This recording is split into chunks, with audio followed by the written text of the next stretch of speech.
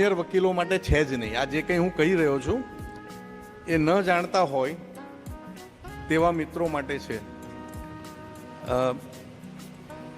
Fundamentals of trial technique. મિત્રો, આ એક ચોપડી તમે ગોખી લેજો, શક્ય હોય તો ક્યાંકથી મેળવી લેજો. અને હું બાર એસોસિએશનને કહીશ કે તમારા બારમાં આ બુક વસાવવી જોઈએ, 5-10 કોપી, અને એ બધા વકીલોએ વાંચવી જોઈએ. ક્રિમિનલ ટ્રાયલ માટેની જ બુક છે. એ થોમસ એ મોથ, અને એ બુક છે એ લિટલ બ્રાઉન કંપનીની ફોરેન ઓથરની બુક છે. 2 પાર્ટમાં છે. આ ચોપડી વસાવવી જોઈએ. એના કેટલાક મુદ્દા હું આપને પછી કહીશ.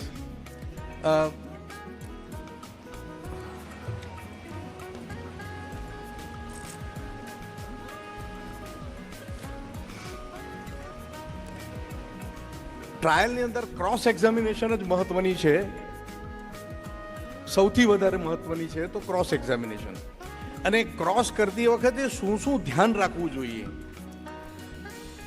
અમને અમારા સિનિયર્સ શીખવાડતા, કહેતા, અને આ બુકમાં પણ એ વાત છે કે એક્સપ્લેનેટરી પ્રશ્ન ક્યારેય પૂછવો નહીં. ઇન શોર્ટમાં WH થી શરૂ થાય એવા કોઈ પ્રશ્નો પૂછવા જોઈએ નહીં. વેન, વોટ, વાય, આવા જે પ્રશ્નો પૂછો તો સામેથી એક્સપ્લેનેશન વિટનેસનું આવે અને તમને પોતાને જ ડેમેજ કરે.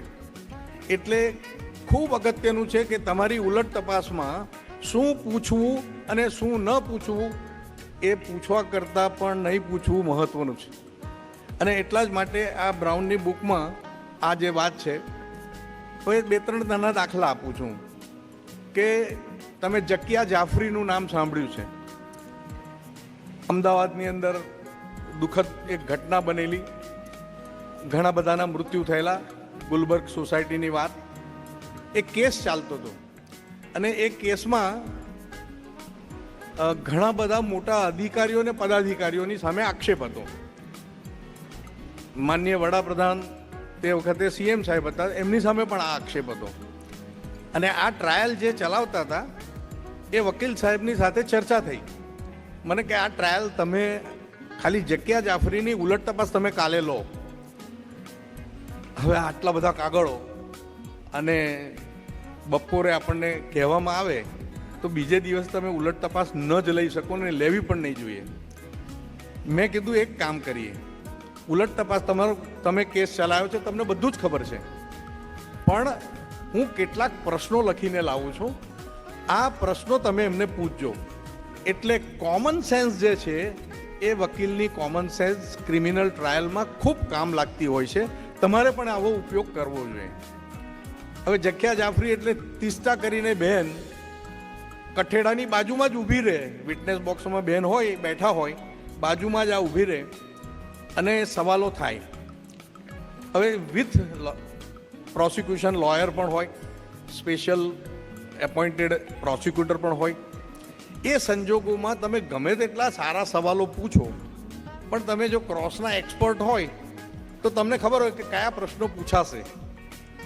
તેવે વખતે સામાન્ય પ્રશ્ન શીખવાડવામાં આવતા નથી, એને ભૂલી જવાતા હોય છે. હવે કેવા પ્રશ્નો મેં લખીને આપેલા એના થોડાક દાખલા આપું છું. બહુ મોટું એલિગેશન એમને આપણા નરેન્દ્રભાઈ મોદી સાહેબ સામે કરેલા. એમાંનો એક સવાલ કહું છું. તમે દામોદરદાસ મોદીને ઓળખો છો? જકિયા જાફરીએ કીધું ના. એ બેને ના પાડી, નથી, કે આ સવાલ શીખવાડેલા જ નહીં કોઈએ. એમના કોઈ છોકરા છે, દીકરા છે, બાળકો છે, કંઈ જાણો છો? તો કે ના. તમે નરેન્દ્ર દામોદરદાસને ઓળખો છો? તો કે ના. આવા 12 પ્રશ્નો અધિકારીઓને લગતા પૂછવામાં આવ્યા અને એ બેને એડમિટ કર્યું કે હું નથી ઓળખતી, જ્યારે મૂળભૂત એલિગેશન આ બધા નામોની સામે હતું. તમને આશ્ચર્ય થશે કે આવા સવાલો કામ કરી ગયા અને ultimately it help in supreme court also. કે જેને ઓળખતી નથી, જેને જાણતી નથી, એની પહેલી જ ફરિયાદમાં નામ આરોપો સાથે નામ લખે એટલે કોઈ કે somebody has prompted these names as an accused વગેરે વગેરે. આપણો વિષય આટલો જ છે કે ઉલટ તપાસ ખૂબ મહત્ત્વની છે અને કોમન સેન્સ એની અંદર ખૂબ કામ લાગતું હોય છે. એક બીજો કિસ્સો કહું, વડોદરાનો છે. શીખ સાહેબ કરીને જજ હતા. દાદા મિયા કરીને સરકારી વકીલ, ખૂબ સારા સરકારી વકીલ. સરકારી વકીલ સારા હોવા એ બારનું નસીબ કહેવાય. સારાનો અર્થ કે તમને મદદ કરે છે એમ નહીં, પણ પબ્લિક પ્રોસિક્યુટર છે એટલે પબ્લિક વર્લ્ડની અંદર આરોપીનો પણ સમાવેશ થાય છે. He is also public. એટલે એણે તમામ ઇન્ટરેસ્ટ જોવાનો, માત્ર આરોપીને સજા કરાવવાનો એનો હેતુ હોઈ જ ન શકે. એના પર બહુ મોટી ડિબેટ થઈ શકે. ખેર, કેસ એવો કે એક જોન ઉર્ફે જોની કરીને એક કારનો ડ્રાઈવર, ડેપ્યુટી મેયરના ડ્રાઈવર હતા અને એ ડ્રાઈવર સવૈયાનગરમાં રહે, ઝૂંપડપટ્ટીમાં, પણ સારો માણસ. ત્યાં દારૂ વેચાય અને દારૂની સામે એણે 35 વર્ષ પહેલાં જંગ છેડ્યો અને કોઈ પણ દારૂનો ધંધો કરતો હોય તો એની વિરુદ્ધમાં એપ્લિકેશન રજિસ્ટર્ડ હતી. પોલીસને, ડીએસપી હોય તો ડીએસપીને, કમિશનર થયા ત્યારે કમિશનરને મોકલે, જે તે પીઆઈને પણ મોકલે. એટલે ત્યાં દરોડો પડે ને એનો દારૂ પકડાઈ જાય. એ ધંધો એક બેન કરતી હતી. હવે એક દિવસ એ બેને નક્કી કર્યું કે આ જોન ઉર્ફે જોનીને બતાડી દઈએ. હવે એના ઘરની પાસેથી જ ઝૂંપડપટ્ટીમાં એ પોતાના ઘરે જવાનો રસ્તો.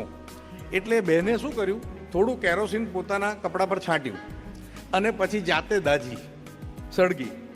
અને સળગી એટલે આજુબાજુ બૂમાબૂમ થઈ.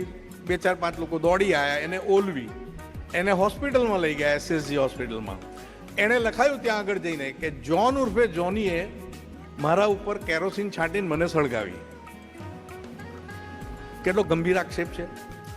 ડાઇંગ ડિક્લેરેશન લેવા મેજિસ્ટ્રેટ આવ્યા, એસડીએમ, એમણે લીધું એમનું ડાઇંગ ડિક્લેરેશન. એમાં પણ એણે લખાયું બેને. પોલીસવાળા આવ્યા, ફરિયાદ લીધી, ફરિયાદમાં એ લખાયું. એટલે દવાખાના વર્દી, ડાઇંગ ડિક્લેરેશન અને એફઆઈઆર. અને પછી 4 દિવસ પછી એ બેન ગુજરી ગયા. એ કમનસીબ, આરોપીને જામીન મળે જ નહીં, મર્ડરનો ચાર્જ, અને બેને જાતે જ લખાયેલું. અને એનો આઈ વિટનેસ કોણ? તે બેનનો છોકરો, 6 વર્ષનો એનો દીકરો. હવે ટ્રાયલ 2 વર્ષ પછી ચાલવા પર આવી. સાહેબે સ્પષ્ટ કીધું, રાજેન્દ્રભાઈ, જોરથી પૂછવાનું નહીં, ધમકાઈને અવાજમાં, એવા લહેજામાં પણ પૂછવાનું નહીં. બાળક છે નાનું, ચાઇલ્ડ વિટનેસ. ચાલો એક કામ કરીએ છીએ, ચેમ્બરમાં જુબાની લઈએ છીએ. દાદા મિયા સરકારી વકીલ, ખૂબ હોશિયાર વકીલ. એટલે ચેમ્બરમાં જુબાની લીધી. 3 લીટીની સરતપાસ, મિત્રો સાંભળવા જેવું છે. 3 જ લીટીની સરતપાસ.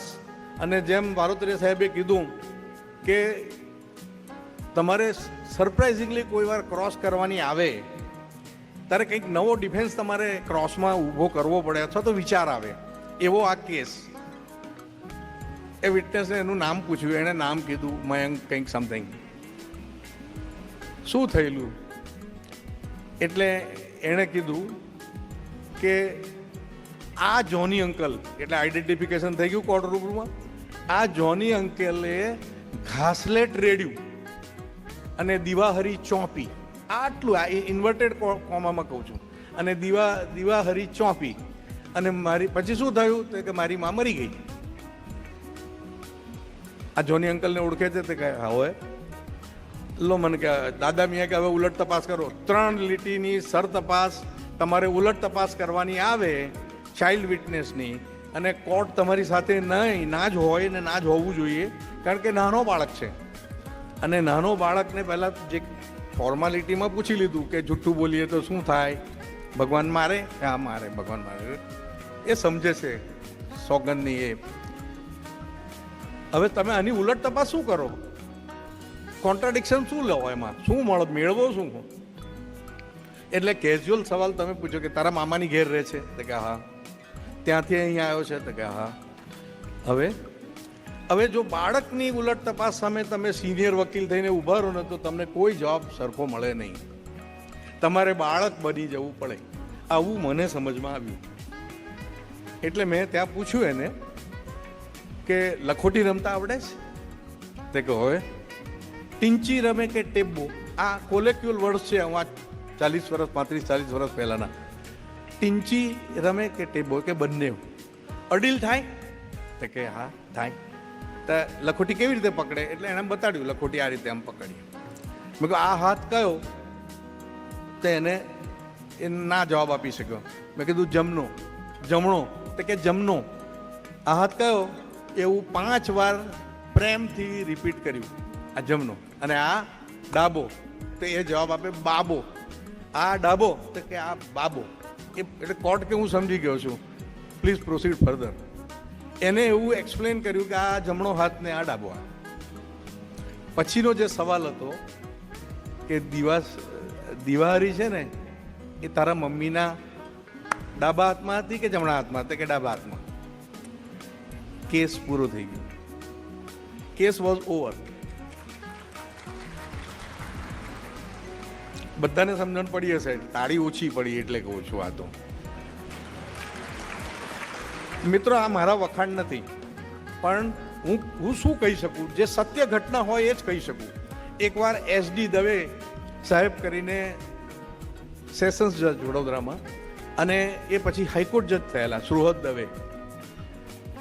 એક મર્ડરનો કેસ આવ્યો, 4 આરોપી, 3 આરોપીના વકીલ સિનિયર વકીલ હતા અને 4થા આરોપીના વકીલ તરીકે હું હતો. જુઓ, જજ પણ કેટલા સારા હોય છે ને, જજે સારા હોવું જ જોઈએ. રિસેસનો સમય થયો, પટાવાળાને મોકલ્યો કે રાજેન્દ્રને બોલાવી લાવો. એટલે હું ગયો મળવા. એટલે સાહેબ મને કે ચેમ્બરમાં કે રાજેન્દ્રભાઈ કેસ વાંચ્યો છે આખો? મેં કીધું હા. PM નોટ જોઈ? મેં કીધું હા. 79 ઘા છે, 79 ઘા, અને દરેક એક ઘાથી આ મોત થયેલું છે. આ કેસ પુરવાર થાય ને તો રાજેન્દ્રભાઈ શું થાય ખબર છે? ફાંસી થાય. અને તમારી વકીલાત કેટલા વર્ષની થઈ? એટલે એમ કહ્યું 7-8 વર્ષની થઈ. એમની પાસે 2-3-4 કેસો ચલાવેલા. એક વાર ફાંસી લાગે ને તો તમારા વર્ષો સુધી વકીલ તરીકે કેસો પછી ના આવે તમારી પાસે, સારા કેસો. એટલે મેં કહ્યું સાહેબ એક વાત કહું, બોલો. મેં કહ્યું સાહેબ આમાં 4 આરોપી છે ને એમાંથી એક નિર્દોષ છે. હું નથી કહેતો કે આ મારો આરોપી નિર્દોષ છે, પણ મને એંગેજ એટલે કર્યો છે કે આ સિનિયર વકીલ જો કંઈ ભૂલી જાય, કોઈક વાત રહી જાય તો પૂછવાની. અને મને ફી પણ સારી આપી છે. હવે હકીકતમાં ફી મળેલી નહીં, આવું કહેવું પડે ઘણી વાર જુઠ્ઠું, કારણ કે સોગંદ પર બોલવાનું નહોતું એટલે બોલાય. વાસ્તવમાં એને હું સાથે લખોટી રમતા હતા, એને હું સાથે કબડ્ડી રમતા હતા. હવે નાનપણની એ મિત્રતામાં જ્યારે કેસ લડવાનો આવ્યો ત્યારે એને વિશ્વાસ મારા પર કે રાજુ તું આ કેસ મારો લડી આપ. એને અધિકાર રાજુના નામથી બોલવાનો. અને આપણે એક કેસ લડ્યા. સાહેબને કીધું કે સાહેબને તો આટલી જ વાત કરી કે સાહેબ આવું છે. હવે એ જે છોકરો હતો એ લગભગ 8, 8.5, 9 વર્ષનો હતો. એનાથી 9 વર્ષથી ઉંમર મોટી નહોતી. આ અગેન ચાઇલ્ડ વિટનેસ. સાહેબે એને બોક્સમાં ઊભો કર્યો, સરતપાસ લીધી. મારા સાથી સિનિયર વકીલ સાહેબ, ખૂબ સિનિયર વકીલ, તે વખતે મારા ફાધરની ઉંમરના, એમણે ક્રોસ શરૂ કરી. ક્રોસ શરૂ કરતાં કરતાં જેમ જેમ પેલો જવાબ આપતો ગયો કે આ ગુપ્તી પેટમાં મારી તો આમ હાથ કેમ આમ દાબી દીધો, એવું સરતપાસમાં પેલો બોલેલો. એ કેમ દાબી દીધી કે હવા પેસી ના જાય ને એટલે. હવે આ શીખવાડેલો જવાબ ના કહેવાય. અને જો તમે જવાબની દ્રષ્ટિએ જુઓ તો he is not a tutored witness. જેમાં પેલી રીતે કેરોસીન નહીં પણ ઘાસલેટ શબ્દ વાપર્યો તો ટ્યુટર્ડ છે એવું લાગે નહીં. એવી જ રીતે આ કિસ્સામાં પણ એણે કીધું હવા પેસી જાય. હવે હવા પેસી જાય એવું બાળકને આવો જવાબ આપી શકે? જો એ એવું કહે કે લોહી નીકળી ના જાય એટલે, તો એવું શીખવાડેલો આ હોય ચાઇલ્ડ વિટનેસને, એટલે એણે આવા જવાબો આપવા માંડ્યા. સાહેબ ખૂબ સારા, SD દવે સાહેબ, તમે જેમને આ પરિચય થયો હશે, ઉત્તમ જજ, he is one of the best જજ. એટલે એમણે સ્પષ્ટ કીધું સિનિયર વકીલ સાહેબને કે સાહેબ તમે જેલ રોડ તરફ જઈ રહ્યા છો. ઇંગ્લિશમાં કીધું, you are travelling on jail road. એટલે પછી એમણે સાહેબને કીધું કે સાહેબ મને ખૂબ તાવ હતો આ રાત્રિએ અને અત્યારે પણ તાવ છે. તો પહેલાં કેવું જોઈએ ને હું મુદત આપત. પછી એમણે મને મારા પર વિશ્વાસ હશે તો મને કહે કે રાજેન્દ્ર આ બાકીની ઉલટ તપાસ તું કરી લઈશ? મેં કહું કરી લઈશ. મારી ટેવ, અને આ ટેવ તમે પણ અજમાવી શકો. તમે જેટલા દૂરથી વિટનેસને પૂછો છો ને એની જગ્યાએ જો એને કોન્ફિડન્સમાં લેવાનો હોય તો સરકારી વકીલ સાહેબને રિક્વેસ્ટ કરવાની કે આ જગ્યા પરથી તમે આ બાજુ આવો અને સરકારી વકીલ જ્યાં બેસતા હોય ઊભા હોય ત્યાં તમે ઊભા રહીને ક્રોસ લો. વિટનેસને કોન્ફિડન્સમાં લેવો હોય ત્યારે આ બહુ ઉપયોગી છે. આ it is a behaviour only. આ બિહેવિયરથી વિટનેસને જો ડરતો હોય તો વધારે ડરશે અને સારો વિટનેસ હશે તો તમને સાચા જવાબો પણ મળશે. ચાઇલ્ડ વિટનેસ, હવે આ ચાઇલ્ડ વિટનેસને મારે એમાં વિથ પ્રોસિક્યુશન બિંદુભાઈ શાહ અત્યારે પણ છે, ખૂબ સારા વકીલ, સિવિલના ખૂબ સારા વકીલ છે. તે વખતે ક્રિમિનલમાં ખૂબ સારી વકીલાત કરતા હતા. એ વિથ પ્રોસિક્યુશનમાં આવે અને વિટનેસને બરાબર તૈયાર કરીને લાવે. અને આ જ કારણસર મારા જીવનમાં હું 2 કેસ સિવાય ક્યાંય વિથ પ્રોસિક્યુશન ક્યારેય રહ્યો નથી. કારણ કે તમારા શીખવાડવાને કારણે જો સજા થવાની હોય તો મારે નથી રહેવું. ખેર, હવે હું જેવો પાસે ગયો તો દવે સાહેબ તે વખત તો ટાઈપરાઇટર હતા, ટાઈપનો અવાજ થાય અને સાહેબ લખાવે આરોપી નંબર 4 તરફે ઉલટ તપાસ રાજેન્દ્રથી. આટલું બોલે મેં હોઠ દાબીને એ છોકરાને એમ કીધું, હવે એ જે બોલેલો એ હું નહીં બોલું, એ બોલાય એમ નથી, પણ કંઈક દાખલા તરીકે આપણે એને કંઈ કહીએ કે ઓય ચુરકટ અથવા ટપોરી, આ શબ્દો નહોતા કીધા, હું ગાળ બોલેલો. બહુ જ સાચું કહું છું. હવે તમે કલ્પના કરો, ડિસ્ટ્રિક્ટ જજ બેઠા હોય અને તમને ખબર નથી સામેવાળો વિટનેસ શું કરશે. મેં એને ગાળ આપી. મેં એને કીધું, માની લો ને કે ઓ ટપોરી. એણે મને શું કીધું, તું ટપોરી. એટલે જે ગાળ મેં આપેલી એ જ ગાળ એને મને આપી. સાહેબ લખાવતા હતા, ટાઈપ કરાવતા હતા. સાહેબે સાંભળ્યું કે આ કશું બોલ્યો, વિટનેસ કશું બોલ્યો, કશું અજુગતું બોલ્યો એવું સાહેબને લાગ્યું. એટલે સાહેબે મને પૂછ્યું, વોટ ડીડ હી સે? પણ કશું નહીં સાહેબ, વાત સામાન્ય. એ વાતને છાવરી લીધી અને પછી જે પ્રશ્નો પૂછવા માંડ્યા એને કે સાહેબ આ જે મરી ગયો એ તો દારૂનો ધંધો કરતો હતો, કે હા, એને ત્યાં તું સવારે જઈને બેસે, સાંજે જઈને બેસે તો પેલી પ્લાસ્ટિકની થેલીઓ તને મળે. હવે પેલી પોટલી જે હોય એ વેચાય અને એ પોટલીનું કલેક્શન કરે અને બીજે દિવસે પોટલી પ્લાસ્ટિકની વેચીને આવે એટલે 5-15 રૂપિયા મળે અને એમાં પછી એ પિક્ચર જોવા જાય ને વગેરે સ્ટોરી. અને પછી મેં એને એક સવાલ આવો પૂછ્યો, it is everything is on record. મેં એને એવું કીધું કે તે દિવસે રામાયણ સિરિયલ ચાલતી હતી, તે કોણ કહે છે? એણે એવું કીધું, કોણ કહે છે? મેં કીધું છાપામાં આવ્યું છે. છાપાવાળા તો ગમે તે લખે, પૈસા આપો એટલે ગમે તે લખે. ચાઇલ્ડ વિટનેસ છાપાવાળાને પૈસા આપો તો ગમે તે લખે એવું કહેવાની હિંમત રાખે, સમજણ રાખે. એટલે ચાઇલ્ડ વિટનેસની વેલ્યુ માટે, એની ક્રેડિબિલિટી માટે. એટલે પછીનો સવાલ મેં કીધું, ચાલો મારું ખૂન નથી થયું અને તેમ છતાંય મારું ખૂન થઈ ગયું છે એવું તું છપાવડાવી શકે? તો કે હા. કેટલા પૈસામાં? 10-15 હજાર થાય. કે તો તું કોઈ વાર પૈસા આપવા જાય, જવું ને કે મારા મોકલે મને. એ દારૂનો ધંધો જે ભાઈ કરતો હતો એ મને મોકલે કે તો પછી પોલીસને કોણ આપવા જાય? તો કે હું જ જાઉં. તો પોલીસને કેવી રીતે પૈસા આપે?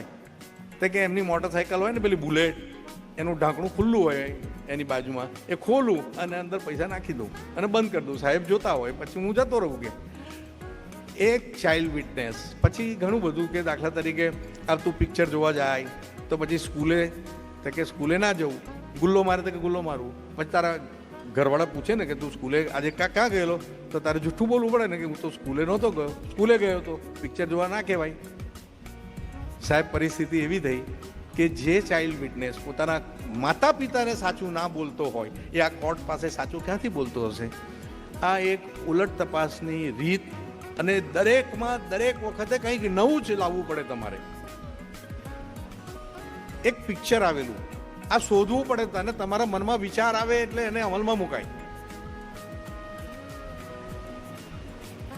Drunken monkey kung fu. Drunken monkey kung fu, Jackie Chan છે કદાચ એમાં, બહુ વર્ષો પહેલાં જોયેલું. એમાં એ હીરો જે હોય છે એ આવીને પોતાના ઝૂંપડા જેવા ઘરની આગળ બેસે છે. એનું પાળેલું વાંદરું સાંકળથી બાંધેલું છે.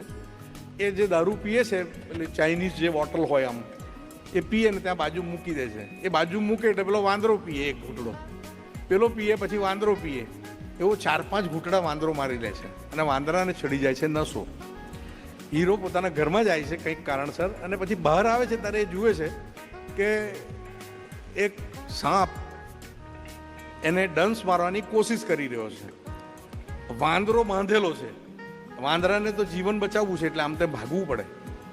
એટલે જ્યારે ક્રોસ એક્ઝામિનેશનનો એ આવે સવાલ, એટલે વાંદરાને એમ થાય કે આ મારા જમણી બાજુ આવ્યું, એટલે એ ડાબી બાજુ ખસે. અને સાપની આંખ ખૂબ પાવરફુલ હોય, એ સમજી શકે કે આ જે મારો ખોરાક છે અથવા તો મારે જેને ડંખ દેવાનો છે એ ડાબી બાજુ જઈ રહ્યો છે. એટલી શાર્પ એની એ હોય એટલે એ ડાબી બાજુ એ મારે. પણ દારૂ પીધેલો હોવાના કારણે વાંદરો પાછો જમણી બાજુ જ ડોક્યું કરે, પડી જાય. એને કારણે એ બચી જાય છે. એ હીરો જુએ છે અને એના પરથી એને ડ્રંકન મંકી કુંફુ. હવે આપણે શું એમાંથી તો ડ્રંકન મંકી ક્રોસ એક્ઝામિનેશન. હવે આ ક્રોસ એક્ઝામિનેશન આ તો બનાવેલું છે આપણું, આ શબ્દ પણ આપણો. પછી જ્યારે આ મેં બુક વાંચી, જ્યારે ક્રિમિનલ ટ્રાયલ આ લિટલ બ્રાઉન કંપનીની, એમાં એ વાત આવે છે કે તમારા વિટનેસને સેટલ થવા દેવો નહીં. Every time change your subject. એટલે દાખલા તરીકે ક્રિમિનલ ટ્રાયલની વાત કરીએ તો ઇન્જર્ડ થયો હોય ને પોલીસ સ્ટેશનમાં ગયો હોય તો પહેલો સવાલ માની લો પોલીસ સ્ટેશનનો પૂછ્યો તમે, બીજો સવાલ સીધો દવાખાનાનો પૂછવાનો, ત્રીજો સવાલ પાછો ત્યાં દવાખાનામાં પોલીસવાળા આવ્યા હોય તો તેનો પૂછવાનો, ચોથો સવાલ પાછું પ્રીવિયસ હિસ્ટ્રી કંઈક હોય, એન્ટીસિડન્ટ્સ કંઈ હોય અથવા તો દુશ્મનાવટ કંઈ હોય એનો પૂછવાનો. પછી પાછું પોલીસ સ્ટેશન પર આવવાનું, ફરી પાછું દવાખાને. એક સબ્જેક્ટ મોટે ભાગે શું થાય, જજીસ દે એમ હોય કે એક પેરેગ્રાફ આખો તમે પોલીસ સ્ટેશનનો પૂછ કરે એટલે પૂરો કરી નાખે. પણ એ તમે એટલા બધા કોન્ફિડન્ટ હોવા જોઈએ કે તમે જે પૂછશો અને તમારી તરફેણનો જવાબ મળશે એવી તમારી ધારણા ચોક્કસ હોય, એવો અનુભવ હોય ત્યારે. અધરવાઇઝ જ્યારે ટ્યુટર્ડ વિટનેસ આવે, શીખીને આવેલો વિટનેસ આવે, ત્યારે તમે એને zigzag cross examination or vote ever word you use, પણ તમારે એને સેટલ થવા દેવાનું નહીં. કોઈ એક પ્રશ્ન, એક જ બાબતના પ્રશ્નો વારંવાર પૂછવાના નહીં, એને બદલવાના. તો મિત્રો આ એક વાત થઈ. હવે ઘણીવાર વિટનેસ બહુ મહત્વનો હોય છે. તમે સેલવાસની અંદર એને દાદરા નગર હવેલી તરીકે ઓળખાય છે, અને હવેલી જેની હતી 7 માળની લાકડાની એ જમાનામાં, એ હવેલી ગ્રુપ ઓફ કંપનીઝના માલિક ફતેહસિંહ ચૌહાણ, અને એમના ઇલેક્શનના 2 દિવસ પહેલાં મર્ડર થયું. એટલે સામા પક્ષે શું કર્યું, તમામ લોકોના નામ લખાઈ દીધા, જેટલા લીડર હતા એ બધાના નામ લખાઈ દીધા આરોપી તરીકે. એટલે બધા ભાગતા થઈ ગયા. આ ટ્રાયલ જ્યારે ચાલ્યો ત્યારે જવાહરભાઈ દેસાઈ આજે પણ છે, હયાત છે, અને ખૂબ મોટી આંખો અને ખૂબ ગોરા બહુ પ્રભાવશાળી. હવે જેમનું નામ જવાહરભાઈ હોય તમે કલ્પના કરી શકો કે એ સમયે નહેરુના સમયના જવાહરભાઈ દેસાઈ, મોટે ભાગની વકીલાત એમની સેલવાસ, દમણ ને વગેરે, વલસાડ, નવસારી. મોટી આંખો. એટલે જજ પણ ઘણી વાર એવું કે જો આંખો કાઢશો નહીં, કે સાહેબ હું તમને બી એવું નથી લાગતું કે હું તમને આંખો કાઢું છું. એવી મોટી સરસ મજાની આંખો. એમણે મને ફોન કર્યો આગલે દિવસે, રાજુ તું આવતો નહીં કાલે. તે કેમ? તો કે એક સાક્ષી છે ફલાણો, એ સાક્ષીમાં કશું નથી, કોઈના નામ આપતો નથી, એટલે ચાલશે નહીં આવે તો તારે આટલો લાંબો ધક્કો ખાવાનો વડોદરાથી. મેં કીધું સાહેબ એક કામ કરજો, એને હોસ્ટાઇલ ના થવા દેતા, મને આવવા દો, હું આવું છું રાત્રે, સવારે મને પહેલાં મળવું છે. હવે તમે પાછું એવું ના માની લેતા કે મેં સાક્ષીને શીખવાડ્યું.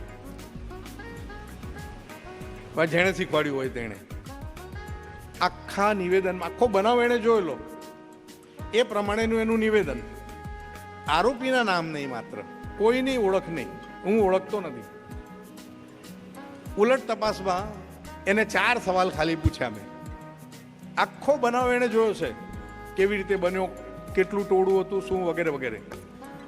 પણ હુમલાખોર અજાણ્યા હતા. ખાલી આટલો જ સવાલ પૂછ્યો કે આ ફતેહસિંહ ચૌહાણ એ અહીંના મેયર, એ લોકો મેયર કે મેયર પ્રમુખ પદ મેયર, આ મેયરને તમે ઓળખો છો? ઓળખું ને કે સાહેબ. કેવી રીતે ઓળખો છો? તો હું 15 વર્ષથી આવું છું અહીંયા ચૂંટણીમાં જીપ લઈને, પ્રચાર માટે જીપ આ લોકો ભાડે લાવે વલસાડથી ને વગેરેથી, તે હું આવું છું ને હું ઓળખું અહીંના મેયર છે. અને આ ભાઈ તે કે આ ભાઈ ફલાણા છે. 2-3 જણના નામ એને ઓળખ્યા કે આમને હું ઓળખું છું. આખી જુબાની શું હુમલાખોર અજાણ્યા હતા, આમને હું ઓળખું છું, એટલે આ હુમલાખોરમાં નહોતા એ નક્કી થઈ ગયું વગર બોલે. અને જજ સાહેબ હતા એટલા બધા ગુસ્સે થઈ ગયા, mister Trivedi nothing doing, I mean this witness is tempered. સાહેબ ક્રોસ કરો ને. સાહેબ જજે ક્રોસ કરવાની ચાલુ કરી એ વિટનેસની, જાતનું પૂછ્યું, પણ એ શીખેલો હતો એટલે એને તો બહુ પ્રેમથી જવાબો આપ્યા અને એને કારણે બાકી બધાને સજા થઈ, પણ પેલા 2 નિર્દોષ છૂટી ગયા, ફતેહસિંહ ચૌહાણ ને વગેરે વગેરે, એ નિર્દોષ છૂટી ગયા. એટલે વિટનેસ પણ અગત્યનો છે કે કયા વિટનેસને કેવી રીતે તમારે લેવો જોઈએ. મિત્રો, થોડા બીજા એવા વિગતો છે કે તમારે એ નક્કી કરવું જોઈએ કે કોની ક્રોસ એક્ઝામિનેશન લેવી છે ને કોની નહીં. તમારે એ પણ નક્કી કરવું જોઈએ કે make your strongest point first in time of cross examination. ઉલટ તપાસ લેતા પહેલાં એટલે લેતી વખતે સૌથી પહેલાં તમારા જે સારા મુદ્દા હોય એને પહેલાં એમ્ફેસાઇઝ કરવાના, અને ઉલટ તપાસના અંતે પણ સારા મુદ્દા હોય એને ફરી એટલે નોટ પ્રિવિયસલી આસ્ક, એ તમારે લેવા જોઈએ. મિત્રો, મેં પહેલાં કીધું ડોન્ટ લેટ વિટનેસ એક્સપ્લેન, એટલે WH વાળા સવાલો પૂછવા નહીં. હવે એક બહુ મોટી તકરાર જે આપણે બધાએ જાણવા જેવી છે ને આપણે એવોઇડ કરીએ છીએ, આપણે બોલતા જ નથી. અને મેં 100 વર્ષના જજમેન્ટ જોયા છે પ્રિવી કાઉન્સિલથી માંડીને, એક પણ જજમેન્ટ એ પોઈન્ટ ઉપર નથી.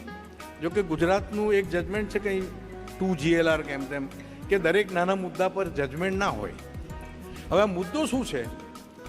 તમે વિટનેસને એમ પૂછો છો કે તમે ઘરેથી સવારે 10 વાગે નીકળ્યા, પેલો વિટનેસ જવાબ આપે છે કે હા જમીન નીકળ્યો. હવે 10 વાગે તમે નીકળ્યા પણ આ જમીને નીકળ્યો એવું સર તપાસમાં બોલતો નથી, અને ઉલટ તપાસમાં તમારા પ્રશ્નમાં આ એડ કરે છે. દાખલા તરીકે તમે બનાવની વાત પૂછતા હોય, એમાં એ કે ત્યાં તો લાઇટ હતી, પ્રકાશ એની સર તપાસમાં ના હોય, રાતનો સમય હોય તો સંધ્યાકાળનો સમય હોય, પણ એમાં લાઇટ ઉમેરી દે કે એમાં હા સાહેબ તે વખતે આ બનાવ બન્યો તારે બહુ ઝડપથી બન્યો, કે હા સાહેબ લાઇટ હતી ત્યાં. એટલે લાઇટ પૂછ્યું જ નથી તમે જે નથી પૂછ્યું અથવા તમારો જે પ્રશ્ન જ નથી એ સિવાયનો આવેલો જવાબ એ વોલન્ટરિંગ એવિડન્સ કહેવાય. હવે આ વોલન્ટરિંગ એવિડન્સ એક સમયમાં બધા જ જાણતા હતા, જજીસ પણ જાણતા હતા અને વકીલો પણ જાણતા હતા કે what is volunteering evidence, and volunteering evidence is no evidence in eye of law. અને આ બહુ જ મોટી ભૂલ થઈ રહી છે, અને આપણે મેજિસ્ટ્રેટ સીઓને આ શીખવાડવું જોઈએ. જેમને ન જાણતા હોય એમને આ વાત જણાવવી જોઈએ. તમારે તરત વાંધો લેવો જોઈએ કે સાહેબ મેં નથી પૂછ્યું આ, એટલે મારો પ્રશ્ન લખો અને જવાબ લખો. એટલે હવે એમાં ટેવ સુધારી, જજીસે ટેવ સુધારી. ટેવ શું સુધારી? સાહેબ સ્વેચ્છાએ જણાવે છે કે, but whether he has got right to ask voluntarily, reply voluntarily? No, he cannot. આ બહુ જ મોટો મુદ્દો છે, અને મેં અનેક ટ્રાયલમાં હમણાં તો ફરિયાદો એવી આવે છે કે નવા જે મેજિસ્ટ્રેટ સીઓ આવેલા છે એમને ખબર જ નથી આ વોલન્ટરિંગ. આ બોલ્યો ને સાક્ષી, તમે પૂછ્યું ને આ બોલ્યો, ના ચાલે. શું કરવું જોઈએ આવા તબક્કે? તમારે લેખિતમાં અરજી મૂકવાની કે સાહેબ મેં આ પૂછ્યું ને એણે આ જવાબ આપ્યો અને આ જવાબ કાયદામાં ગ્રાહ્ય નથી, આવો તમારે લખાવવું જોઈએ. જજ સાહેબ જાતે લખે તો બહુ સારું, ના લખે તમારે લેખિતમાં અરજી આપવી. અને આર્ગ્યુમેન્ટ વખતે કહેવું જોઈએ કે સાહેબ આ વંચાણે લેવાય નહીં. આ મોતની આ જે એડિશન છે એની અંદર આ વિગત છે, બહુ સારી રીતે સમજાયેલી છે. અને વોલન્ટરિંગ એવિડન્સ ઇઝ નો એવિડન્સ. તમે વુડરો ઓફ અમીર અલી કાઢો, તમે DR પ્રેમના વોલ્યુમમાં જુઓ, 7 વોલ્યુમ છે એમાં તમે જુઓ, વોલન્ટરિંગ એવિડન્સ ઉપર 5 લીટી લખેલી છે, અને તે આટલું જ કે વોલન્ટરિંગ એવિડન્સ ઇઝ નો એવિડન્સ અને you have to B on your guard and give N application કે આ વંચાણે લેવી નહીં. એવી અરજી તરત આપી જ દેવાની. જજ સાહેબ પછી જે કરવું હોય, કારણ કે છેલ્લે તો તમે વાઘની સામે બેઠા હોય તો છેલ્લે તો વાઘે જ કરવાનું છે કાંઈ ને કાંઈ. પણ બધા જજ વાઘ નથી હોતા, બધા જજ ખૂબ સારા હોય છે અને અહિંસક પણ હોય છે. તો મિત્રો, આ વોલન્ટરિંગ એવિડન્સ માટે પણ મારા ખૂબ મહેનત પછી મને એક જજમેન્ટ વોલન્ટરિંગ એવિડન્સ ઉપર મળ્યું. અને વોલન્ટરિંગ એવિડન્સમાં લીડિંગ ક્વેશ્ચન, એની સાથે આ લીડિંગ ક્વેશ્ચન પણ બહુ મહત્વનું છે. સરકારી વકીલશ્રીઓ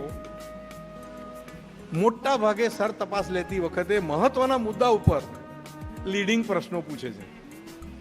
આપણે ઓબ્જેક્શન નથી લેતા, પણ લેવા જ જોઈએ. તરત જ ઊભા થઈને અને એ પૂછાઈ ગયા પછી સરકારી વકીલ શું કરે? સારું, તારે આ જવા દઉં છું. જવા દઉં છું નહીં સાહેબ, તમે આ પૂછી લીધું, વિટનેસનું ધ્યાન પડી ગયું આ વિષયમાં, એટલે તમે ફરી જ્યારે બોલો ત્યારે પેલું આગલું જે ભૂલી ગયેલો એ બોલે.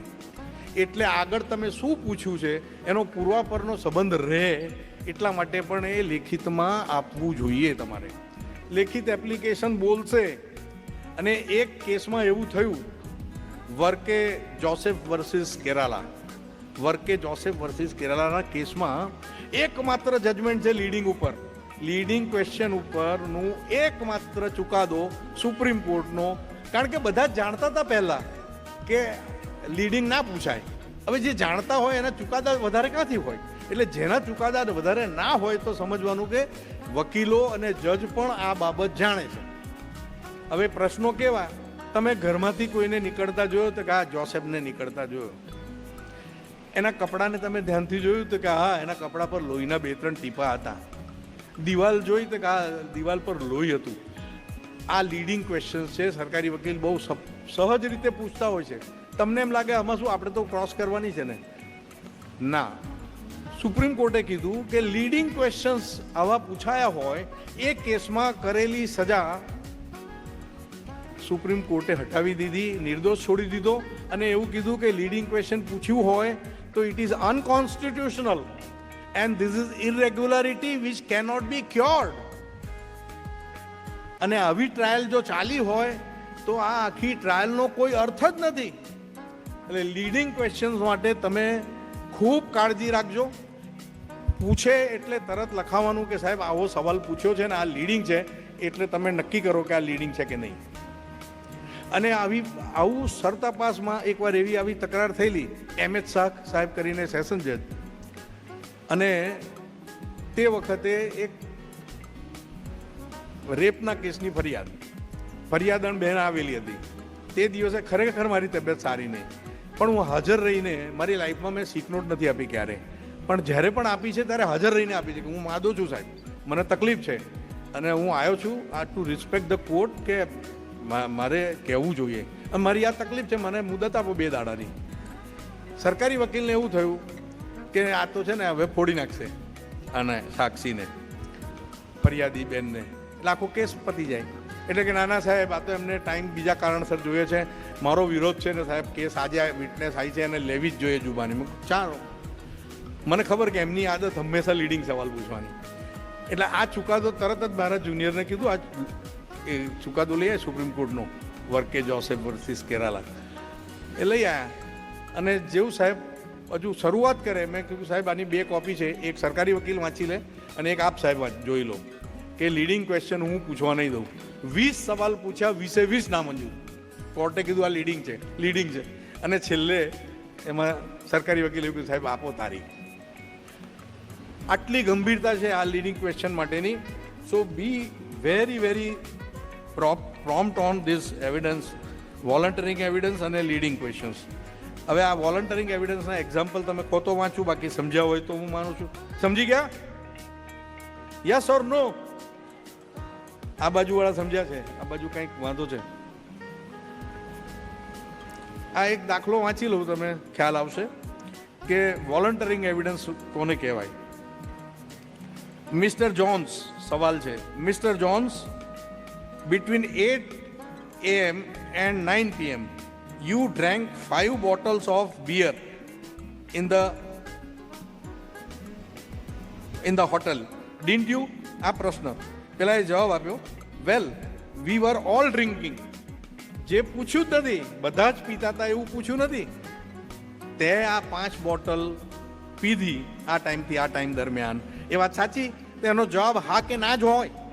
એટલે ઘણીવાર જજને એમ કે હા કે ના જ હોય, આવું થોડું હોય. લીડિંગ ક્વેશ્ચનમાં પણ આવું થાય છે. સરકારી વકીલ જ્યારે પૂછતા હોય વિટનેસને ત્યારે વિટનેસને આપણે પણ ઘણીવાર કહીએ કે સાક્ષીને પૂછીએ કે જો ભાઈ આવું થયું હતું, તો witness cannot go beyond this question.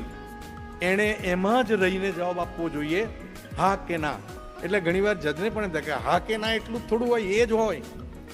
ઉલટ તપાસમાં તમે જ્યારે બાંધેલો સવાલ પૂછો, બાંધેલો સવાલનો અર્થ કે આવું થયું હતું, તો સાક્ષી ના પાડે કાં તો હા પાડે, પણ ત્રીજી વાત એની અંદર ઘૂસી શકે નહીં. એટલે આ ખૂબ ધ્યાન રાખજો. આવા બધા ઘણા દાખલા એમાં આપ્યા છે. એટલે ફરીવાર હું કહીશ કે બાર કાઉન્સિલના મેમ્બર પણ છે આપણે દિલીપભાઈ સાહેબ, તો એક પ્રયાસ કરીને આખા ગુજરાતના તમામ બારને આ બુક ગિફ્ટ આપવામાં આવે બાર કાઉન્સિલ ઓફ ઇન્ડિયા તરફથી અથવા સ્ટેટ બાર કાઉન્સિલ તરફથી. મને ખાતરી હતી. મિત્રો,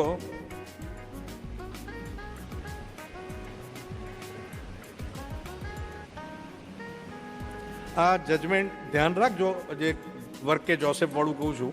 1993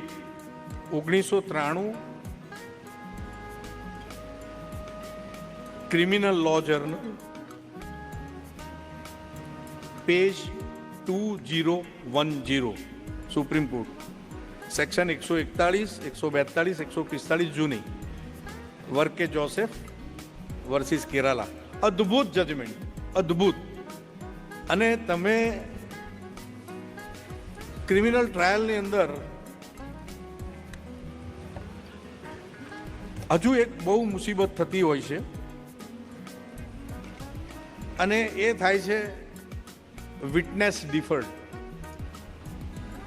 આપણો જે ક્રિમિનલ પ્રોસિજર કોડ છે ને, એ પહેલાંનો ને હમણાંનો જાજો ફેર નથી થયો, ઇન્વેસ્ટિગેશનના સંદર્ભનો ફેર થયો છે વગેરે વગેરે, પણ ચેક અને બેલેન્સની સિસ્ટમ છે, આખી ચેક અને બેલેન્સની સિસ્ટમ છે. એટલે હવે તમને એકવાર એક ટ્રાયલમાં એક અરજી આપી મેં કે સાહેબ આ મર્ડર કેસમાં ફરિયાદી છે, આઈ વિટનેસ છે, અને એમાં એક ઇન્જર્ડ છે, એ પણ આઈ વિટનેસ છે. ઇન્જર્ડ હોય એટલે ઓબ્વિયસલી આઈ વિટનેસ હોય. હવે ફરિયાદીને બોક્સમાં મૂક્યો, ન્યાયની વ્યવસ્થા જુઓ. એટલે મેં એપ્લિકેશન આપી કે સાહેબ આ સાક્ષી ભલે તપાસે, સરકારી વકીલને તપાસવો હોય તો, પણ અમે ઉલટ તપાસ આ ઇન્જર્ડ વિટનેસની સર તપાસ થયા, ઉલટ તપાસ થયા પછી કરીશું, અને શક્ય હોય તો આ વિટનેસ તમે હમણાં ડ્રોપ કરો, તમે આને ઇન્જર્ડ વિટનેસને પહેલાં લાવો. હવે સામાન્ય રીતે અદાલતો શું કહેતા હોય છે કે it is the choice of the public prosecutor. No, તમે તમામ બુક્સ વાંચશો ઓન ટ્રાયલ તો સરકારી વકીલની ફરજ શું છે કે લોજિકલ સિક્વન્સની અંદર જે વિટનેસીસ, જે ઘટના બની હોય એ પ્રમાણે સાક્ષીઓ તપાસવા. અને એક્સપર્ટ વિટનેસ ક્યારેય તપાસી શકાય નહીં પહેલાં. આ એક બહુ મોટી મુસીબત છે, આ સમજી લેજો કાયમ માટે. બધી ઘણી કોર્ટોમાં ગંભીર કેસોમાં ડૉક્ટર પહેલાં જ આવી જાય. સેલત સાહેબ કરીને ડિસ્ટ્રિક્ટ જજ સાહેબ નવસારીમાં તે વખતે, અને મને ખબર કે નવસારીની પ્રેક્ટિસ એવી હતી કે ડૉક્ટર પહેલાં જ આવી જાય. એટલે મેં કીધું, સરકારી વકીલ શ્રી શાસ્ત્રી હતા, મેં કીધું ચાલો મારી સાથે, અને I want to request the court. તો કે શું હતું? મેં કીધું તમે મેડિકલ વિટનેસ પહેલાં બોલાવી લો છો, આ કેસમાં 2 મેડિકલ વિટનેસ છે અને એ તમે પહેલાં બોલાવી શકો નહીં. તો કે ના, અમારો અધિકાર. મેં કીધું ચાલો સાહેબ પાસે. હવે જુઓ, એ સાહેબ ડિસ્ટ્રિક્ટ જજ સાહેબ સેલત સાહેબ, જે પછી હાઈકોર્ટ જજ બન્યા, એમણે કીધું કે નડિયાદમાં આવી પ્રેક્ટિસ છે. હવે સાહેબ તે વખત નવા જ આવેલા, અહીં આવી પ્રેક્ટિસ છે? તો કે હા સાહેબ. ના બોલાવાય ભાઈ. કોઈ પણ expert witness they cannot be examined in early stage. મહત્વના વિટનેસ તપાસાયા પછી જ એક્સપર્ટ વિટનેસ તપાસી શકાય, કારણ કે પહેલાં પ્રિન્સિપલ એવિડન્સ આવે, અને આ કોરોબોરેટિવ પીસ ઓફ એવિડન્સ છે. મેડિકલ એવિડન્સ અથવા તો એક્સપર્ટ એવિડન્સ એ કોરોબોરેટિવ પીસ ઓફ એવિડન્સ. તો કોરોબોરેટિવ પીસ ઓફ એવિડન્સ પહેલો આવે, છત પહેલી આવે કે પાયા પહેલાં આવે? ધેરફોર તમારા મહત્વના મેડિકલના મર્ડરના કેસો હોય, ઇન્જરીના કેસો હોય, એમાં ડૉક્ટરને ક્યારેય પહેલાં તપાસ. હવે આવ્યું ક્યાંથી? અને હું કાયમ કહું છું કે દર 10 વર્ષે પોલીસ કાયદો ભૂલી જાય છે.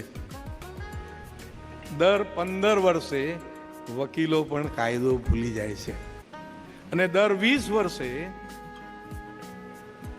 સાહેબો પણ, તાળી તો પાડો, અને આ ભૂલી જવાય. By lapse of time memory decreases. અને મેમરી કેમ ડિક્રીઝ થાય? કે રૂટીન થઈ જાય. કોઈ વસ્તુ રૂટીન થઈ જાય ને પછી એને એ ખ્યાલ ના રહે. અને આવ્યું ક્યાંથી? એનું સંશોધન મેં કર્યું કે ભાઈ આ મેડિકલ વિટનેસીસ પહેલાં કેમ આવવા માંડ્યા. તમે નહીં માનો, દરેક વર્ષનું એવા 70 વર્ષના 70 વોલ્યુમ કાઢી અને મેં કોર્ટને લેખિતમાં નડિયાદની અંદર એક જજ સાહેબ, ડિસ્ટ્રિક્ટ જજ સાહેબ હતા, જે પછી હાઈકોર્ટ જજ પણ બન્યા, એમણે મેં અરજી આપી કે સાહેબ આ કેસમાં મેડિકલ 3 ડૉક્ટરો છે, આ ડબલ મર્ડરનો કેસ હતો અને ઇન્જર્ડ હતા. મેં કહું આ અહીંયા નડિયાદમાં પણ આ પ્રોસિજર છે, તો સાહેબ આ બોલાવે નહીં. અને હું અગાઉથી કહું છું, એટલે હું ટ્રાયલ ડિલે કરવા માગતો નથી. તે વખતે જજ સાહેબનો મૂડ એવો કે ના ના, તમને કંઈથી એ અધિકાર, તો સરકારી વકીલને જે બોલાવે એ બોલાવે. આવું ક્યાંથી ઘૂસ્યું? ક્યાંથી? સુપ્રીમ કોર્ટનું એક જજમેન્ટ આવ્યું કે doctors are the guest of the court. Doctors છે એ આપણા કોર્ટ, એમને બેસાડી રાખવાના નહીં, આટલું જ આવ્યું. પણ એમને વહેલા બોલાવવાના એવું નથી આવ્યું ક્યાંય. એમને પહેલાં તપાસી શકાય. તો તમે આ મોતની જે આ બુક મેં કીધી તમને, એમાં આ બધા ઇસ્યુ આવે કે મેડિકલ વિટનેસીસ પહેલાં ના હોઈ શકે. એટલે પહેલાં બધા જ જાણતા હતા. અને આ પોઈન્ટ ઉપર શોધવા માટે મેં બહુ પ્રયત્ન કર્યો કે કોક તો જજમેન્ટ મળે. તો જ્યુરિસ્પ્રુડન્સમાં છે, જ્યુરિસ્પ્રુડન્સમાં તમને આ મળે કે મેડિકલ વિટનેસ અને expert witness cannot be examined at the beginning of the trial.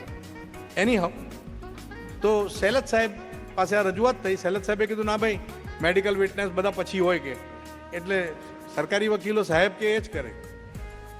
આ એક મુશ્કેલી છે પાછી. ખોટું ભૂલથી કહે તો એ સાચું માનીને જ ચાલે. ખેર, એ કેસની મહત્તા એ હતી કે એમાં વિથ પ્રોસિક્યુશનમાં સરકારી વકીલ, મુખ્ય સરકારી વકીલ તો હતા જ શાસ્ત્રીજી, સાથે સાથે આપણા પૂર્વ સ્પીકર જેમના સન સુપ્રીમ કોર્ટમાં જજ છે અત્યારે, એ હતા, અને બીજા એક પટેલ કરીને સરકાર પ્રોસિક્યુશન સાથે હતા. અને એ છોકરો હતો 16-17 વર્ષનો, જે આઈ વિટનેસ કમ કમ્પ્લેનન્ટ. એણે જુબાની આપી કે અમે નહારની વાડી, દમણ પાસે આ ગામ છે, એ વાડીમાંથી નીકળીને ઘરે ગયા, પછી વાપી ગયા, આખો દિવસ કામ કર્યું ત્યાંનું, એમનું જે ખરીદી આ તે, પાછા આવ્યા બપોરે, ત્યારે સાંજ થઈ ગયેલી, 6 વાગી ગયેલા. 6 વાગે આવીને પછી અમે એ નેળમાંથી જતા હતા, અને આ 5 આરોપીઓએ, રમણલાલા કેસનું નામ, એણે હુમલો કર્યો હથિયારો સાથે, અને મારા બાપાને ત્યાં મારી નાખ્યા. હવે સાહેબ, છોકરો બી હોશિયાર હતો, કેવી સરસ જુબાની આપે. આવું પણ કરી શકાય. આ બહુ મહત્વની વાત કહું છું તમને, આવું પણ કરી શકાય. આટલા ધરખમ લોયરો સામે, અને એમાં મેં કોર્ટને રિક્વેસ્ટ કરી કે સાહેબ હવે પછીનો જે સવાલ છે ને એ મારા વતી આપ પૂછો ને સાહેબ. ઇમેજિન, ન્યાય મેળવવા માટે તમારે કંઈ પણ કરી શકાય. એટલે my senior use to tell me કે you can borrow or steal the defence if it is in your favour. ચોરી કરો કે ભીખ માગીને લાવો, તમારા બચાવનો પુરાવો હોય. અને કોર્ટની અંદર ન્યાય મેળવવા માટે કંઈ પણ you can request the court કે સાહેબ આ સવાલ મારા વતી તમે પૂછો, ખોટું શું છે એમાં. See the height of the Selat સાહેબ. એ સવાલ એમણે પૂછ્યો કે તું ને તારા ફાધર સવારના નીકળેલા વાપી જવા, બધું કામ પતાવ્યું આખા દિવસનું, પાછા ઘરે આવ્યા, પછી જમ્યા કે નહીં? તે કે જમ્યા. 2 જણ જમ્યા. સાહેબ સમજી ગયા? તે કે હા 2 જણ જમ્યા. મેં કીધું નાવ આઈલ ટેક. હવે હું પૂછીશ. મેં કીધું જો તમારે ત્યાં ખોરાક છે ને, દમણનો ખોરાક છે ને, મોટે ભાગે ભાત, ચોખા ખૂબ ખાય, અને ચોખા સૌથી પચવામાં અઘર અને મોડા પચે. હવે તમે ત્યાંથી નીકળ્યા અને 10 જ મિનિટમાં બનાવ બન્યો વાડીની નેળમાં, તો પેટમાં ખોરાક તો હોવો જોઈએ ને, અન્ન તો હોવું જોઈએ ને. પણ પોસ્ટમોર્ટમ રિપોર્ટ વોઝ કે એક પણ દાણો પેટમાં નહોતો. ઇટ પ્રી સપોઝિસ કે જે વિટનેસ એમ કહે છે કે અમે સાથે જમ્યા અને સાથે નીકળ્યા એ આખી સ્ટોરી ખોટી છે. હવે આ જો આ મેડિકલ એક્ઝામિનેશન પહેલું થઈ ગયું હોય ડૉક્ટરનું, તો પેલો ડૉક્ટર આવીને કહી જાય કે એના પેટમાં ખોરાક નહોતો, આટલા કલાક પહેલાં ગુજરી ગયા છે વગેરે વગેરે. એટલે વિટનેસ એની વાત ચેન્જ કરી નાખે. એટલે સબસ્ટ્રેટમ ઓફ ધ કેસ કહેવાય, આને કેસનું મૂળ કહેવાય. અને મૂળ જ્યારે ખોટું હોય તો આખો ટ્રાયલ વિશિયટ થઈ જાય, એટલે એક્વિટલમાં જાય. આમાં વિટનેસને માની જ ના શકાય કોઈ સંજોગોમાં નહીં. એટલા માટે પણ medical evidence or expert evidence cannot be examined in first point of time. તો મિત્રો, આ થઈ જેના અંગેની આપણે કાળજી રાખશું. અને તમારે બતાડવું હોય તો એ તમે ઓથોરિટી તરીકે નહીં, પણ તમે જ્યુરિસ્પ્રુડન્સ તરીકે તમે આ વાત મૂકી શકશો. અને આ પ્રિવિયસલી બધા જજીસ જાણતા હતા, એટલે આના ઉપરના જજમેન્ટ નથી મળતા. ખેર,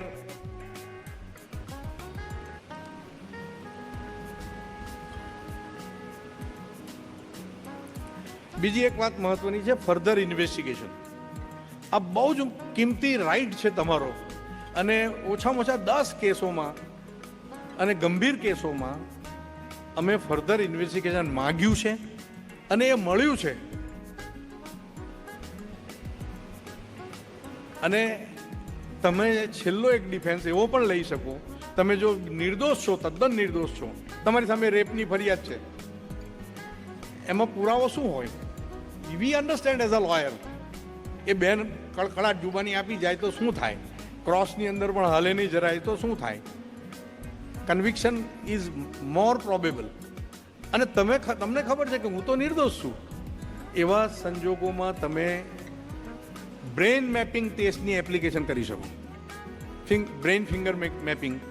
અને આ એપ્લિકેશન જે કરો એમાં તમે રેપ નથી જ કર્યો તો સ્વાભાવિક રીતે તમારા તરફેણનું એમાં આવવાનું છે. It is a 99.99% truthful evidence. અને આ એક્સપર્ટ એવિડન્સને નહીં માનવાને કોઈ કારણ નથી. અને આપણા શરીર પરનો પુરાવો આપણે આપી જ શકીએ છીએ. એક કિસ્સો લેટેસ્ટ છે, અને હમણાં જ હાઈકોર્ટમાં મને લાગે 2 વર્ષ પહેલાં કોસ્ટ થઈ, એફઆઈઆર કોસ્ટ થઈ, રેપની એફઆઈઆર.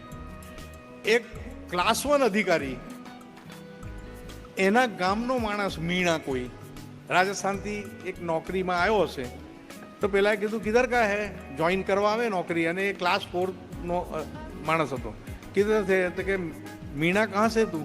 તો કે ફલાને ગાંવ છે. એટલે એના ગામની ઓળખ થઈ ગઈ કે મેરા ગાँव તો આપકે બાજુ में ही है, ठीक है, अभी कहाँ रहेगा? तो कि रहने की व्यवस्था नहीं है. तो ऐसा कर, मारो ઓટલો છે ને એ ઓટલા પર સૂઈ જજે, પણ 10-15 દાડામાં શોધી નાખજે તું. હવે એ ભાઈ 10-15 દિવસમાં મકાન તો ના શોધ્યું, પણ એક દિવસ એના વાઈફને લઈને આવ્યો કે સાહેબ આ મારી વાઈફ પ્રેગ્નન્ટ છે અને એ દેશથી અહીં આવી ગઈ છે. આ વડોદરાની વાત છે, સત્ય કિસ્સો છે, અને હાઈકોર્ટમાંથી કોસ્ટ થઈ એફઆઈઆર. પેલા જે ક્લાસ 1 અધિકારી હતા એને દયા આવી તો કે એક કામ કર, આ પ્રતાપનગરનું હોસ્પિટલ છે એમાં પાછલા 2 રૂમ ખાલી હોય છે, એમાં રાખ, પણ 2 દાડામાં તું ઘર શોધી લે. પેલી બેન 4 દાડા રહી ત્યાં આગળ, અને ચોથે દિવસે સવારના પોરમાં પહોંચી ગઈ police station, Makarpura police station, ને ત્યાં ફરિયાદ નોંધાઈ કે આ ક્લાસ 1 અધિકારીએ મારા પર બળાત્કાર કર્યો. પેલા પોલીસ અધિકારી સારો, અને હંમેશા એટલે હું કહું છું કે પોલીસ પહેલો ન્યાય આપી શકે એ ધારે. જો પોલીસ ડિપાર્ટમેન્ટ ઈચ્છે તો સાચો ન્યાય જજ કરતાં પણ સાચો ન્યાય પહેલો એ આપી શકે. એ પોલીસ ઓફિસર કોઈ પટેલ હતા, અને એને લાગ્યું કે આ બેન તો આ જે રીતે વાત કરે છે જાણે એને કશું થયું જ નથી, અને આક્ષેપ રેપનો કરે છે. એટલે એણે ફરિયાદ લખી નહીં, એણે કીધું ચલો બેન કિધર હે. એટલે પેલા અધિકારીને ઘેર ગયા, તો અધિકારીની પત્ની પ્રેગ્નન્ટ 8 મહિના થયેલા હતા એને, અને એના ઘરે સાસુ સસરા, મા બાપ એના ઘરે. હવે આ ઘર અને દવાખાનાની જગ્યા અલગ અલગ. એટલે પેલા પોલીસ ઓફિસર કે ચાલો તમારો જવાબ લેવાનો છે. એટલે જોડે લઈ ગયા, બનાવવાળી જગ્યા જોઈ, એને ડાઉટ પડી ગયો કે આ વાત કંઈ બોગસ છે. પોલીસે ફરિયાદ રેકોર્ડ કરી લીધી, જાતનું પૂછ્યું, પોલીસનો શક કન્ફર્મ થયો કે આ ફરિયાદ ખોટી છે. પણ રેપની ફરિયાદ પોલીસવાળા એક્શન ના લે તો એનો સુપિરિયર અધિકારી કંઈક મુશ્કેલી મૂકે. પણ પેલાને જવા દીધું કે તમે અધિકારી છો, તમે મોટા અધિકારી છો, ઘરે જાઓ. એ ઘરે ગયા. તમારા આશ્ચર્ય વચ્ચે વન ફાઇન મોર્નિંગ પોલીસ ઓફિસરે ફોન કર્યો એમને,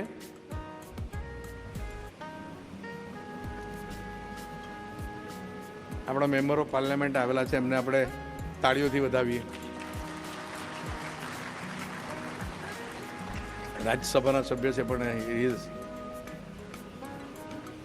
તો પેલા પોલીસ અધિકારીએ જવા દીધા એમને. એક દિવસ ફોન કરીને બોલાયા કે ભાઈ અહીંયા તો પોલીસ કમિશનર પાસે એક મોટું ટોળું ગયું છે કે આ બળાત્કારની ફરિયાદ છે અને પકડતા કેમ નથી. તો પેલા પોલીસ ઓફિસરે બોલાયા અને એને એરેસ્ટ કરી લીધો. હવે એરેસ્ટ કરતા પહેલાં મને ફોન કર્યો કે સાહેબ આવી રીતે મને પોલીસ ઓફિસર બોલાવે છે, હવે આટલા દિવસ નથી બોલાવ્યો, ભાઈ તને એરેસ્ટ કરી લેશે, તું ના જઈશ, તું અગોતરા જામીન લે. પણ એને એમ થયું કે સારો ઓફિસર આટલા દિવસ પકડ્યો નથી મને, તે ગયા અને એને એરેસ્ટ કરી લીધો. એરેસ્ટ કર્યા પછી હવે એક એપ્લિકેશન આપવામાં આવી આરોપી તરફે કે સાહેબ આ બેન જૂઠું બોલે છે અને એને પણ બ્રેન મેપિંગ ટેસ્ટ કરાવવામાં આવે અને હું પણ મારો બ્રેન મેપિંગ ટેસ્ટ આપવા તૈયાર છું અને એનું જે પરિણામ આવે એ મને બાધ્ય છે. પોલીસ અધિકારી સારો કે એણે બેઉને નોટિસ કાઢી કે આ તારીખે આટલા વાગે તમારે હાજર રહેવું અને તમારા બ્રેન મેપિંગ ટેસ્ટ કરાવવા છે.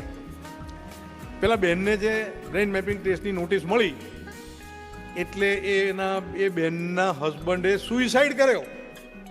બહુ જ ગંભીર કિસ્સો છે, બધા જાણવા જેવો છે વકીલ તરીકે આપણે. હી કમિટેડ સુસાઇડ અને સુઇસાઇડ કરતા ગળાની અંદર એણે એક લેટર લટકાયો દોરીથી અને એમાં લખ્યું કે હું મારી પત્નીને કહેતો હતો કે તું આવી ફરિયાદ ના કર, આ ખોટી ફરિયાદ ના કર, હવે મારી નોકરી નવી મળેલી છે એ પણ જતી રહેશે, આ તો હવે એક્સપર્ટ એવિડન્સ FSLમાં જશે, બધું એ સમજતો હશે. ગળામાં લટકાઈને છાપામાં આવ્યું ત્યાં સુધી ના સેશન્સ કોર્ટે જામીન આપ્યા, ના હાઈકોર્ટે જામીન આપ્યા. આ સુઇસાઇડ કરેલી વાત રેકોર્ડ પર આવી, પેપરમાં વાંચ્યું એટલે આવી, એ મૂકવામાં આવ્યું, હાઈકોર્ટમાં મૂક્યું, હાઈકોર્ટે તરત જામીન આપ્યા કે આ ખોટી ફરિયાદ છે. અને આ પેલા લોકો એના બ્રેન મેપિંગ માટે પેલા ગયા નહીં ને આપણો અધિકારી તો ગયો. મિત્રો પછીથી એ કોસિંગમાં લઈ ગયા મેટરને અને મેટર કોસ થઈ, કેમ કે એક્સપર્ટ એવિડન્સે કીધું કે આ ભાઈએ આ બેનને જોઈ જ નથી, જોઈ સુદ્ધા નથી જેને, તો પછી આ ફરિયાદ કેમ થઈ હશે. એ વિચાર પછી આપણને આવે કે આ બેને ફરિયાદ કેમ કરી. ત્યારે ખબર પડી કે એક યુનિયનનું ગ્રુપ હતું એન્ડ ધે વોન્ટેડ કે આ અધિકારીને પાડો, અધિકારીને પાડવા માટે રેપની ફરિયાદ. So this happens in the, અને આ નવા એરામાં સૌથી વધારે સચેત થવાની જરૂર છે જ્યુડિશરીએ પણ, અને હવે થોડુંક થયું પણ છે કે સુપ્રીમ કોર્ટ આ પોક્સો કહે ને તમે, એ કેસોમાં જામીન આપવાનું શરૂ કર્યું છે હવે, કે પ્રેમ પ્રકરણ જેવું કંઈક હોય તો આપે જામીન. મિત્રો આ બે કેસોમાં હંમેશા તકલીફ થઈ છે. શરૂઆતની અંદર એટ્રોસિટીના કેસમાં આ જ તકલીફ થતી હતી. નવસારીના એક કેસમાં એક માણસે ઓફિશિયલી કોઈનું મકાન તોડી નાખ્યું, ગેરકાયદેસર હતું, હાઈવે પર આવતું હતું, એના સામે એટ્રોસિટીની ફરિયાદ આવી. 15 દિવસ સુધી એને જામીન જ ના મળે. તે વખતે હાવ હતો કે આમાં તો જામીન ના મળે. કેટલી બધી ચર્ચા વિચારણાઓ થઈ. નટુભાઈ દેસાઈ કરીને ત્યાંના ખૂબ સારા વકીલ નવસારીના, સાઉથ ગુજરાતના હું તો કહું સારામાં સારા વકીલ, એવા વકીલ સાહેબને ખૂબ જજુમ્યા પણ જામીન નહોતા મળ્યા. માટે આવા કેસોમાં કોણ કાળજી કરશે? તો વકીલ તરીકે આપણે જજુમવું પડે. અને ટ્રાયલ દરમિયાનમાં તો એનાથી વિશેષ કાળજી લેવી જોઈએ. જ્યાં આરોપીનો હક માર્યો જતો હોય એનો એક જ ઉદ્ધાર છે વકીલ સિવાય એનો ઉદ્ધાર નથી. એટલે તમારે એમાં ખૂબ કાળજી લેવી જોઈએ. અને આ વિટનેસ ડિફર્ડ 231(2) CRPC ની કલમ 231(2) આ જે જૂની છે, હવે નવો આપણો CRPC બન્યો એમાં પણ આગળ પાછળ છે પણ સેમના સેમ શબ્દો છે. એટલે એ તમારું હથિયાર છે. આ મોટામાં મોટું આ હથિયાર છે, હંમેશા યાદ રાખવું. બીજું એક હથિયાર છે તમારી પાસે CRPCની કલમ 54. પોલીસે તમને માર્યા હોય અને આવું બનતું હોય છે. એક કિસ્સામાં એક પોલીસ ઓફિસર મારતા હતા અને મને કોઈએ મોકલ્યો કે સાહેબ આ જુઓ ને, વકીલ તે ઘણા વર્ષની વાત છે, જૂની થઈ, 22-25 વર્ષની વાત. વિજય ભુરિયા કરીને પોલીસ ઇન્સ્પેક્ટર પેલા આરોપીના હાથ પકડીને ફટકારતા હતા અને મને કહેવામાં આવ્યું કે આને મારે છે, તમે જશો તો આ નહીં મારે. એટલે હું ગયો એટલે એમણે મારવાનું બંધ કર્યું. નજીક જ હતું, 5 મિનિટમાં પહોંચી ગયો. પેલા અધિકારી સાહેબે પછી મને પૂછ્યું, મેં જ પૂછ્યું કે આ કોણ છે? ત્યાં કે કાલે મર્ડર કર્યું ને તે આ કોર્ટમાં તો દંડ કોર્ટ કરશે ત્યારે અમારો દંડ તો એને આપી જ દેવાનો એમ. તો મેં કીધું એક કામ કરો, બીજા મારા વતીથી 4 મારો. તો મારી હાજરીમાં 4 ફટકા મારા જ આરોપીને મરાવડાયા મેં. પણ બીજા પછી અંદર ચેમ્બરમાં ગયા એમના, મને કે રાજુભાઈ કેમ આવવાનું થયું? મેં કીધું સાહેબ આ આરોપી માટે જ આવ્યો છું. તો VM ભુરિયા મોલે સલામ કરા છે. મને કે और तेरे ही आरोपी को तूने मरवाया किस लिए? મેં કહ્યું કલ પતા ચલેગા. એટલે બીજે દિવસે મેજિસ્ટ્રેટ સાહેબ સમક્ષ રજૂ કર્યા. રજા હતી, ઘરે રજૂ કર્યા. એટલે એક લેખિતમાં અરજી મને કે પડને કો દે. મેં કહ્યું નહીં મિલેગી. એને એટલો બધો ઉચાટમાં રાખ્યો. અરજી શું આપી ખબર છે? કે આ કાલે જે ઘટના બનેલી એમાં ફરિયાદ પક્ષ તરફથી મને જે મારવામાં આવેલો એ મારા શરીર પરની ઈજા પોલીસ રેકોર્ડ કરતી નથી, એ મને એક્ઝામિનેશનમાં મોકલો. સેક્શન 54 ઓલ્ડ એ બી આજે એવી ને એવી જ છે, ખાલી સંખ્યામાં જરા ફરક છે. કહેવાનો ભાવાર્થ કે આ તમારા શરીર પરની ઈજા ખરેખર પોલીસે મારેલી એ સામા પક્ષ પર ગઈ. અને બુદ્ધદેવ સાહેબ કરીને જજ હતા, સેશન જજ સાહેબ, આ પુરાવો રજૂ થયો અને આરોપી નીકળી શક્યો બહાર. આ સો મેની ટાઈમ તમારે તમારી એમાં આવડત ઉપયોગિતા કરી લેવી જોઈએ. પોલીસ મારે અને પોલીસનો માર સામા પક્ષે ઢોળી દો અને તાજો બનાવો એટલે ડૉક્ટરો બી આમ જ તપાસતા હોય છે. 7, 10, 15 ઈજાઓ છે, કન્ટ્યુઝન્સ છે, લેસરેટેડ વૂન્ડ છે, સબ બહુ થઈ ગયું. 8-10 ફટકા આપણને વાગ્યા હોય ને આપણે એક ચપ્પુ મારી દીધું હોય તો it is in right of self defence, તમે છૂટી શકો. એવી જ રીતે ઘણા બધા એવા મુદ્દા છે કે જે આધારે તમે તમારા ક્લાયન્ટને ન્યાય અપાવી શકો. અને એક આ ચુકાદો હું ખાસ વિનંતી કરીશ સર્વેને. સામાન્ય રીતે આવું જ બનતું હોય છે. કોઈ બનાવ બને ને એ બનાવમાં 2 જ જણા હોય હુમલાખોર, પણ એની અંદર 5, 6, 7 નામ લખાવી દેવામાં આવે, એમના ઘરના કુટુંબના વધારાના નામો. તો આ જજમેન્ટ બહુ જ ઉપયોગી છે અને એ રીતે ક્રોસ કરવી જોઈએ એ પોઈન્ટ ઉપર. 2002 *45 bracket complete ACC page 124 supreme court. બહુ જ સુંદર જજમેન્ટ ને આવા જજમેન્ટ 10-20 વર્ષે આવતા હોય છે. જસ્ટિસ RP શેઠી અને જસ્ટિસ ધર્માધિકારી, આ બિજોય સિંઘ વર્સિસ બિહારનું આ જજમેન્ટ છે. અને એના વર્ડિંગ ત્યાંથી સ્ટાર્ટ થાય છે. ધો સેડ, દુઃખની વાત છે, though sad yet it is a fact. તેમ છતાં આ સત્ય છે કે people do not hesitate in resorting to vengeance even on the unfortunate death of near and dear. There is a tendency to rope in as more persons as an accused. આ સ્થિતિ આ દેશની છે, લોકોની આવી માનસિકતા છે, એટલે કોર્ટે એમાં ખૂબ કાળજી રાખવી જોઈએ. દેટ ઇઝ વોટ અલ્ટિમેટ એની વિગત છે.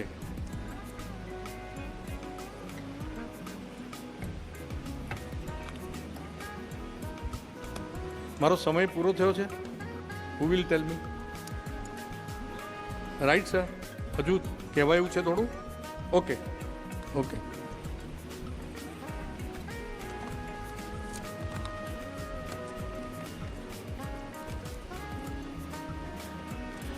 આ ડિફરની જે વાત કરીને આપને, તમને કોઈ દિવસ એવો વિચાર આવ્યો કે કોર્ટમાં એક સાક્ષીની જુબાની થઈ રહી છે અને એ 1:30 વાગી ગયો છે, પછી કોર્ટને એમ થાય કે હવે આ એક કામ કરો, I adjourn this case, I adjourn this witness, 4-5 દિવસ પછી ફરી લઈશું. તારીખ આપે કોર્ટ પોતે જ આપે તારીખ. કોર્ટ કયા અધિકારથી તારીખ આપે છે? આ જે આપે કોર્ટ ટાઈમ ઓવર એ તો સમજી શકાય, પણ અન્યથા તારીખ આપી દેશે. તો તો કોઈક જગ્યાએ તો એની વ્યવસ્થા હશે ને. એ મેં આગળ જે કીધું